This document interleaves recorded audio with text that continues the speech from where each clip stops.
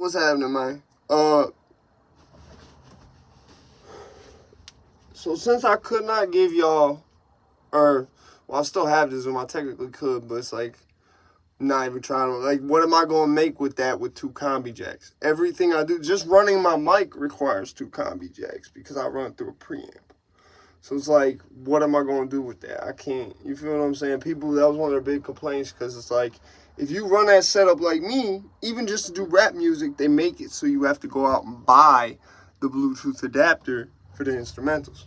It's not worth it. So basically, what I'm left with is, because I want to give y'all something like that, and I know with my workhorse recorders, the community on YouTube for that exists, but it's very, very slim. And the way that the people who do those channels break shit down to you, there's one guy who's like no nonsense, and that's like all his channel is.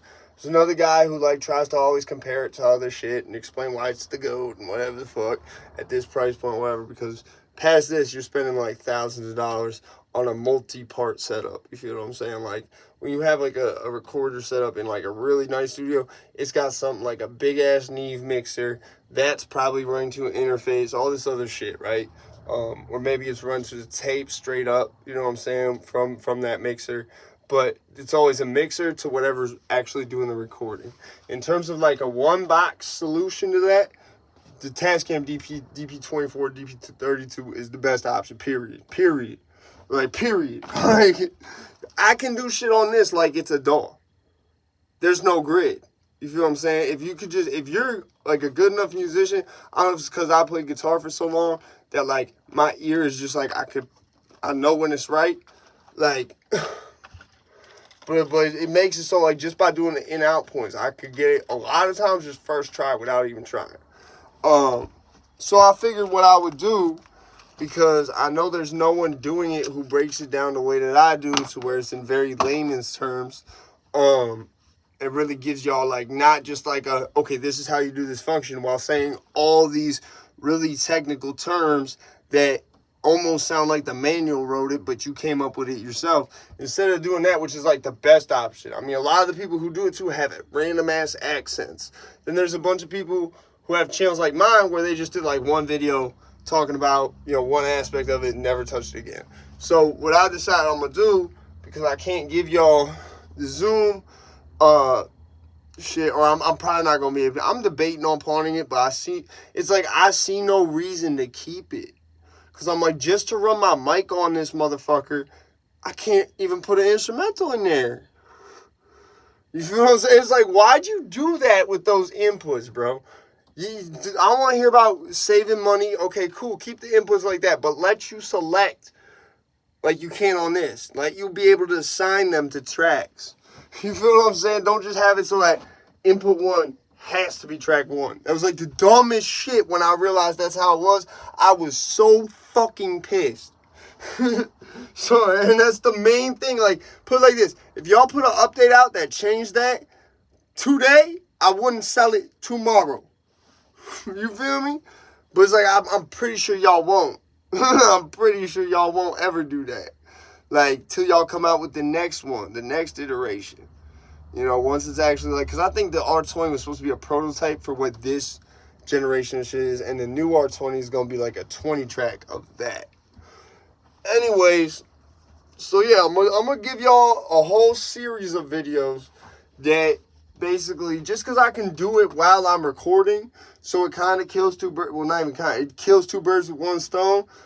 I'm going to start doing videos where I break down how to do certain things on the Zoom, the way I do them. Not the Zoom, fuck that. The Tascam, the way I do it. It's fucked up because Zoom is not a company I like disrespected.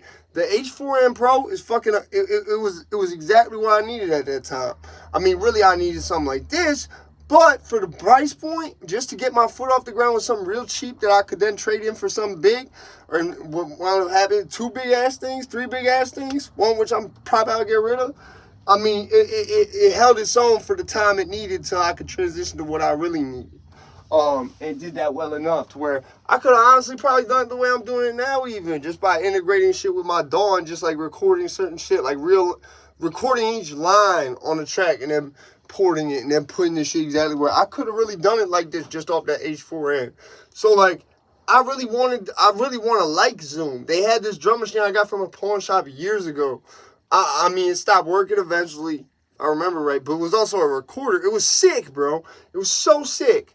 Like, I was like, oh, Zoom. It was like almost like the precursor to the weird sample player that they put out that a lot of people hate on. And, like, a lot of people like me probably won't even try because, like, the name Zoom has just, like, it's like a Walmart brand connotation to it. Even though it's not.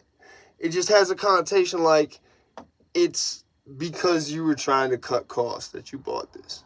You know what I'm saying? You're trying to go with the cheapest option possible. And the fact that they do so much different shit, especially, like, their older shit was so varied in what it was that, like, it just, like, I think that's why we'll never see a drum machine from them again. Because they know already, like, they've rehabbed their image with the recorders. You feel what I'm saying? They found the lane. They stuck with it. It sort of made them stop looking like a Walmart brand. You feel me? They still have these Walmart brand type tendencies, though, where they do some shit. They give you the whole shit. But it's like a Wish.com version of it, where there's one feature that breaks the whole shit, so you can't even do it for what you were trying to do it for. That's what this thing is, where the tracks are monogamous to the input. You know what I'm saying? You cannot randomly choose what input you want going to what track. You can't say, okay, I want input 1 or input 1 and 2 going to track 8. You can't do it. You have to run input 8 into track 8. The only problem is, the only thing that can be is something running an XLR input. Or, I mean, XLR output. And when it comes to adapters and that, I have adapters that go from that to a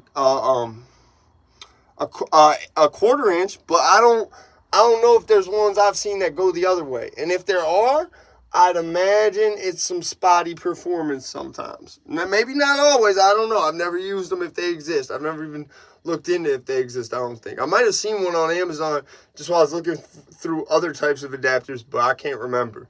So, anyways, first episode gonna be coming soon. I was gonna do it in this video, but I really want to think about what I want to do, what specific type of, like, lesson, I guess, I would want to do.